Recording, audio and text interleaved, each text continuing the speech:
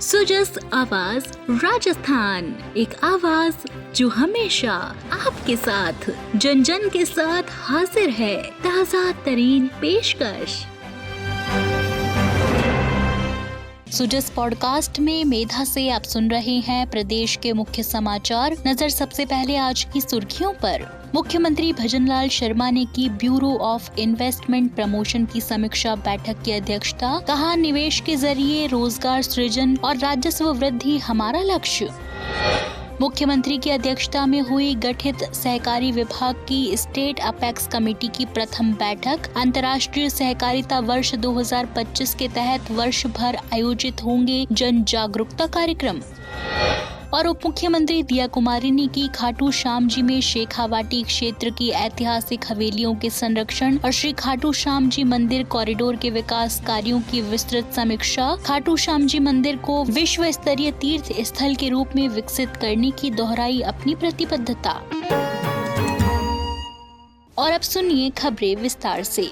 मुख्यमंत्री भजनलाल शर्मा ने कल मुख्यमंत्री निवास पर ब्यूरो ऑफ इन्वेस्टमेंट प्रमोशन की समीक्षा बैठक की अध्यक्षता की। इस दौरान उन्होंने कहा कि राज्य सरकार ने प्रदेश में निवेश को बढ़ावा देने और रोजगार सृजन के लिए अपने कार्यकाल के पहले ही वर्ष में विभिन्न निवेश अनुकूल नीतियां जारी की और rising Rajasthan global investment summit का आयोजन किया, जिससे प्रदेश में औद्योगिक विकास और उद्यमिता के माहौल में बदलाव आया है। उन्होंने संबंधित अधिकारियों को निर्देश दिए कि निवेश प्रस्तावों का मूल्यांकन करते हुए धरातल पर इनकी प्रगति और इससे मिलने वाले रोजगार की मॉनिटरिंग करें। मुख्यमंत्री ने कहा कि राज्य सरकार राजस्थान निवेश प्रोत्साहन योजना रिप्स 2024 के माध्यम से निवेशकों को विभिन्न रियायतें और आवश्यक सुविधाएं दे रही है। रिप्स के परिलाभ के अतिरिक्त कस्टमाइज पैकेज में शामिल किए जाने वाले निवेश प्रस्तावों का विस्तृत अध्ययन किया जाए।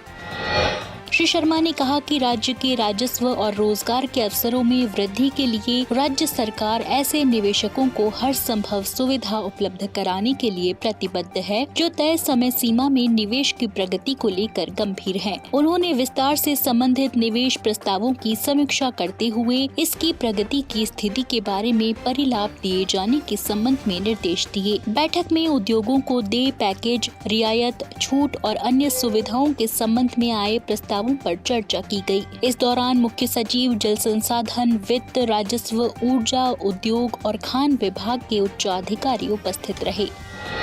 इसी कड़ी में मुख्यमंत्री भजनलाल शर्मा ने मुख्यमंत्री निवास पर गठित सहकारिता विभाग की स्टेट अपेक्स कमेटी की प्रथम बैठक को संबोधित किया। उन्होंने कहा कि हमारी सरकार का संकल्प है कि जरूरतमंद व्यक्ति सरकार की सभी जन कल्याणकारी योजनाओं से लाभान्वित हो सकें। इस संकल्प को गति देने में सहकारिता महत्वपूर्ण भूमिका निभाती है। सहकार से समृद्धि की भावना के साथ राज्य सरकार प्रदेश के सभी गाँवों को समृद्ध और खुशहाल बनाने के लिए काम कर रही है। उन्होंने कहा कि प्रधानमंत्री नरेंद्र मोदी के नेतृत्व में सहकारिता के माध्यम से देश के सभी वर्ग सशक्त हो रहे हैं। संयुक्त राष्ट्र महासभा द्वारा वर्ष 2025 को अंतर्राष्ट्रीय सहकारिता वर्ष घोषित किया गया है। उन्होंने अधिकारियों को निर्देश दिए कि इसी के तहत राज्य से ज्यादा लोगों को सहकारिता से जोड़ने के लिए विभाग द्वारा जन जागरूकता अभियान, सहकार मेले, सदस्यता अभियान और कार्यशालाओं सहित विभिन्न कार्यक्रमों का आयोजन किया जाए। उन्होंने कहा कि सहकारिता के साथ ही कृषि, राजस्व, पंचायती राज, ग्रामीण विकास और पशुपालन जैसे ग्रामीण क्षेत्र से जुड़े समस्त विभाग भी इन कार्यक्रमों में अपना सक्रिय योगदान दें।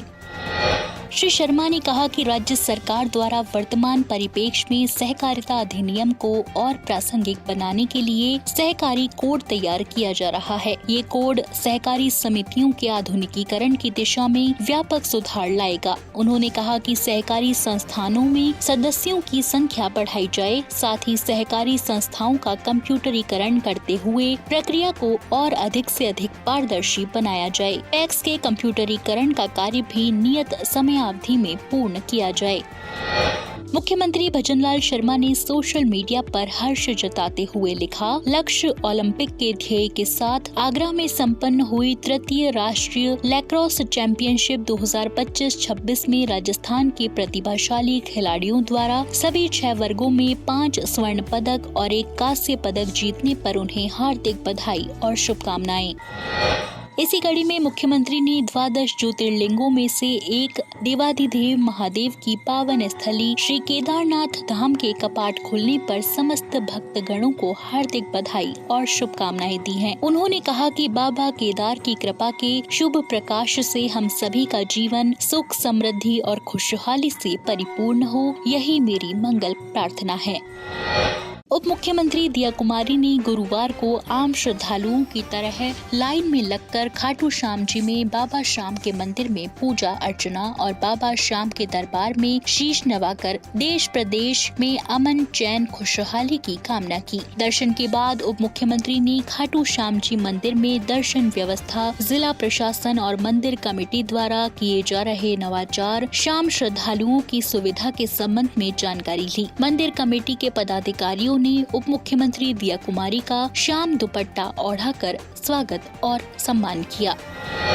उप मुख्यमंत्री दिया कुमारी ने गुरुवार को छत्तीसगढ़ भवन खाटू श्याम जी में शेखावाटी क्षेत्र की ऐतिहासिक हवेलियों के संरक्षण और श्री खाटू श्याम जी मंदिर कॉरिडोर के विकास कार्यों की विस्तृत समीक्षा की। इस अवसर पर आयोजित बैठक में सीकर, झुंझुनू और चूरू के जिला कलेक्टर, पर्यटन हितधारक, श्री श्याम मंदिर कमेटी के प्रतिनिधि, जन प्रतिनिधि और संबंधित विभागों के वरिष्ठ अधिकारी शामिल रहे। बैठक में उप मुख्यमंत्री ने शेखावाटी की सांस्कृतिक धरोहर को मूल स्वरूप में संरक्षित करने और खाटू श्याम जी मंदिर को विश्व स्तरीय तीर्थ स्थल के रूप में विकसित करने की अपनी प्रतिबद्धता दोहराई। उप मुख्यमंत्री ने शेखावाटी के विश्व प्रसिद्ध हवेलियों के संरक्षण के लिए किए जा रहे प्रभावी उपायों पर जोर दिया। उन्होंने हवेलियों की रजिस्ट्री और स्थानांतरण के दौरान कड़ी जांच, जिला और नगर पालिका स्तर पर कमेटी गठन, नियमित मॉनिटरिंग और अतिक्रमण हटाने की त्वरित कार्रवाई के निर्देश दिए। बैठक में हेरिटेज संरक्षण के लिए विधानसभा में विशेष एक्ट लाने की आवश्यकता पर बल देते हुए तमिलनाडु के चेट्टीनाड मॉडल का अध्ययन कर शेखावाटी में लागू करने का सुझाव दिया। वहीं यूनेस्को की हेरिटेज रिपोर्ट की समीक्षा कर इन स्थलों को वैश्विक पहचान दिलाने के लिए बेहतर कार्य योजना तैयार करने के लिए निर्देश दिए। हितधारकों ने हवेलियों के लिए जोन निर्धारण, हेरिटेज कंजर्वेशन अथॉरिटी गठन और पर्यटन केंद्रित बजट जैसे सुझाव दिए, जिन्हें उप मुख्यमंत्री ने गंभीरता से लेते हुए संबंधित जिला कलेक्टरों को तुरंत कार्रवाई के लिए कहा। बैठक में केंद्र सरकार की स्वदेश दर्शन 2.0 योजना के तहत स्वीकृत श्री खाटू श्याम जी मंदिर कॉरिडोर के विकास कार्यों की DPR की भी समीक्षा की गई। राज्य में दुग्ध डेयरी सहकार से समृद्धि का सपना साकार हो रहा है। राजस्थान कोऑपरेटिव डेयरी फेडरेशन और उससे समृद्ध जिला दुग्ध संघों ने वित्तीय वर्ष 2024-25 के लाभ के सभी पैमानों, टर्नओवर, उत्पाद, बिक्री, महिलाओं की दुग्ध क्षेत्र में सहभागिता, राजस्व, ग्राम तक दुग्ध सहकारी समितियों की पहुंच आदि के क्षेत्र में नए कीर्तिमान स्थापित किए हैं। फेडरेशन की सफलताओं के पीछे सरस अमृतम, दूध का दूध, पानी का पानी और एक जिला एक उत्पाद जैसे अभियान, सरस घी के सभी पैक में QR कोड और राज्य भर में एक साथ सरस मिठाई का विपणन जैसे नवाचारों का अहम योगदान रहा है। फेडरेशन की प्रशासक और प्रबंध संचालक श्रुति भारद्वाज ने बताया कि वित्तीय वर्ष 2024-25 में RCDF और समृद्ध जिला दुग्ध संघों ने रिकॉर्ड 400.85 करोड़ रुपए का लाभ अर्जित किया है, जो फेडरेशन की स्थापना से अब तक का सर्वाधिक है। उन्होंने बताया कि पिछले वित्तीय वर्ष 2023-24 में ये लाभ 298.61 करोड़ रुपए था। इस प्रकार RCDF के कुल लाभ में 34% की बढ़ोतरी हुई है। श्रीमती भारद्वाज ने बताया कि RCDF के 47 वर्षों के इतिहास में पहली बार RCDF और इससे संबद्ध जिला दुग्ध संघों का टर्नओवर 10,000 करोड़ रुपए के करीब पहुंच गया है। वित्तीय वर्ष 2024-25 में RCDF और दुग्ध संघों का टर्नओवर 9,505.14 करोड़ तक पहुंच गया था, जबकि पिछले वित्तीय वर्ष में ये 8,237.33 करोड़ रुपए था। इस प्रकार RCDF के टर्नओवर में 15.40% की अभूतपूर्व बढ़ोतरी दर्ज की गई है। तो आज के सुजिस पॉडकास्ट में इतना ही। मेधा को दीजिए इजाजत, कल फिर होगी आपसे मुलाकात। तब तक के लिए नमस्कार।